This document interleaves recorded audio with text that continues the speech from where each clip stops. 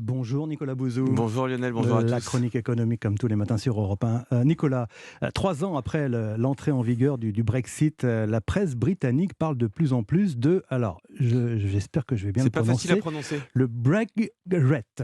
Ouais, c'est Break ça. comme regret, c'est ça? Ouais. De quoi s'agit-il en Ah, fait? c'est le regret du Brexit. Il y a plusieurs sondages qui ont été publiés ces dernières semaines, mais qui vont tous dans le même sens, notamment un qui a été publié par The Independent, qui est l'un des plus Ouais. grands journaux britanniques.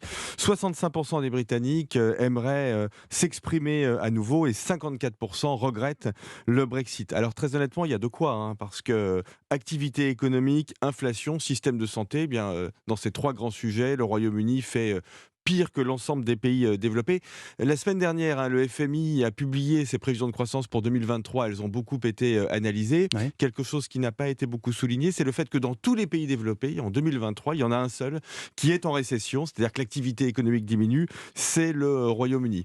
En matière d'inflation, le Royaume-Uni est toujours au-dessus de 10% d'inflation. Je rappelle que la France est à 5-6%. Quant au système de santé, en France, c'est pas terrible, mais au Royaume-Uni, il y a des manifestations, hein, toutes les semaines, quasiment aussi importantes d'ailleurs que Ouais. chez nous, pour dénoncer les manquements de ce système de santé. Le véritable naufrage du système de santé britannique. Mais dites-moi, Nicolas, la promesse du Brexit, c'était que le pays, la Grande-Bretagne, allait reprendre le contrôle de son économie et devenir une sorte de Singapour sur Tamise, Oui, c'est ça? absolument. Écoutez, c'est l'inverse qui se produit. Un chiffre m'a beaucoup frappé. Il a été publié par la Chambre de commerce britannique. Une entreprise sur cinq, une entreprise britannique sur cinq, a cessé d'exporter parce qu'il est de plus en plus difficile de faire du commerce avec l'Union européenne, hein. Le Royaume-Uni est sorti du marché commun. Même les États-Unis ne semblent pas pressés de faire un accord de libre-échange avec le Royaume-Uni. En fait, il y a une perte d'indépendance de fait du Royaume-Uni qu'on a bien vu ces derniers mois.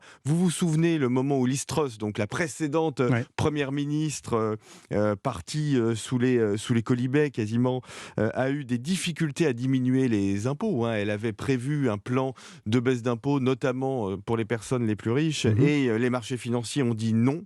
On ne prend pas, le Royaume-Uni ne bénéficie plus d'aucune protection, donc on n'en veut pas. Elle a été obligée de partir et le plan n'a pas été appliqué. Nouveau Premier ministre, Rishi Sunak, aujourd'hui aimerait bien augmenter les salaires des fonctionnaires. C'est très difficile aussi financièrement. En fait, la démagogie s'est heurtée à la réalité. Le Royaume-Uni s'en remettra, mais ce sera difficile. Avec un impossible retour en arrière, en tout cas pour l'instant. Merci Nicolas Bouzou, à À demain. demain.